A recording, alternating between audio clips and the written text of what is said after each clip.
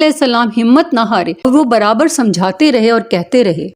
اے لوگو، اللہ سے معافی مانگو، وہ بڑا معاف کرنے والا ہے، وہ تم پر آسمان سے بارش برسائے گا تاکہ تم خوب اناج پیدا کر سکو، اور اس کے ذریعے سے بڑے بڑے باغ پیدا کر دے گا، ان میں نہریں پیدا کر دے گا، تمہیں مال دولت دے گا اور بیٹے دے گا۔ تمہیں کیا ہو گیا ہے کہ تم خدا کو نہیں مانتے؟ حالانکہ اس نے آسمان بنائے، چاند اور سورج بنائے، اس نے تم کو مٹی سے پیدا کیا اور پھر اسی مٹی میں ایک دن تم مل جاؤ گے، اور پھر قیامت کے دن اسی مٹی سے تم کو دوبارہ زندہ کرے گا۔ لیکن لوگوں نے اپنے بتوں کو نہیں چھوڑا، اور حضرت نوح علیہ السلام سے کہنے لگے کہ ہم اپنے بتوں کو ہرگز نہ چھوڑیں گے، اور ہم تو تم کو اپنے جیسا آدمی ہی دیکھتے ہیں، اور تمہارا کہنا بھی صرف چند غریب لوگوں نے مانا، اور ہم تو تم کو جھوٹا سمجھتے ہیں۔